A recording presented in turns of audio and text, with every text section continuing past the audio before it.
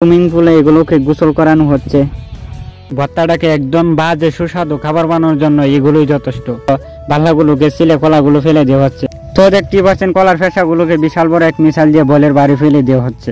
তো এইগুলোকে মিষ্টি করার জন্য কিছু মুইসের তৈরি লং ঢেলে দিলাম, লবণের তৈরি সাদা বালু। তো আসসালামু আলাইকুম গাইজ, সবাই কেমন আছেন? আশা করি সবাই অনেক অনেক ভালো আছেন। তো অনেক দিন পর নতুন একটা ব্লগ ভিডিও নিয়ে চলে আসলাম আপনাদের মাঝে। তো আপনারা তো দেখতে পারতেছেন এই যে এটা পানি, ঠিক আছে? আমরা খাওয়ার মানে এই কলা নিয়েছি, কাঁচা কলা নিয়ে ভর্তা করে আপনাদের দেখাবো এটা কিভাবে আমরা করি। আপনারা বিস্তারিত দেখতে পারবেন। এই যে কাঁচা কলা, এই যে ভর্তা বানানো শিখছে, ধৈর্য আছে, ভালোই লাগবে। খাই নাকি? এগুলো কি কাঁচা কলা না? এই যে কাঁচা কলা। কাছে তুমি এত পানিটা খুঁজে দিতেছ? পানি নিয়ে যাইতেছে হাওয়ারে, হাওয়ারে গিয়ে আমরা এই কাঁচা কলা আছে এটা দিয়ে ভর্তা করে খাবো। আর আপনি তো দেখতে পারবেন আমরা কিভাবে ভর্তাটা করি, সবকিছু আপনারা দেখতে পারেন ভিডিওর মধ্যে। তো দেখেন পানি নিচ্ছি 5 কেজি, ঠিক আছে? 5 কেজি পানি নিচ্ছি, এটা দিয়ে কলাটা ধুমু পরিষ্কার করে তারপরে আমরা ভর্তা করব, ঠিক আছে? লয় তো প্রচুর উঠেছে, তাই জন্য এত পানি না? হ্যাঁ। তো অনেকটা পথ হাঁটার পর হাওয়ারে গাছের তলায় এসে বসলাম। তো আপনারা দেখতেই থাকেন, ভর্তাটাকে একদম বাজে সুস্বাদু খাবার বানানোর জন্য এগুলোই যথেষ্ট। এখানে দুইজন এলিয়েন দেখতে পাচ্ছেন, মঙ্গল গ্রহ থেকে আগত। বাল্লাগুলোকে ছিলে কলাগুলো ফেলে দেওয়া হচ্ছে। তারপর সুইমিং পুলে এগুলোকে গোসল করানো হচ্ছে।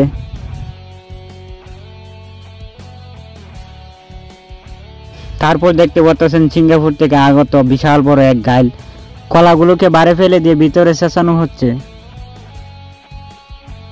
তো অনেকক্ষণ তো মজা করলাম। দেখেন কি সুন্দর একটা নিরিবিলি জায়গা, একদম অসাম, বলার মতো না।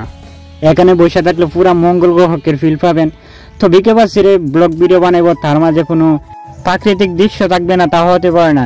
দেখেন ওয়েদারটা কি, গ্রামে যারা থাকে তারাই শুধু বুঝবে যে গ্রামে থাকাটা কতটা মজা। তো দেখতে পাচ্ছেন কলার ফেসাগুলোকে বিশাল বড় এক মিশাল দিয়ে বলের বাড়ি ফেলে দেওয়া হচ্ছে।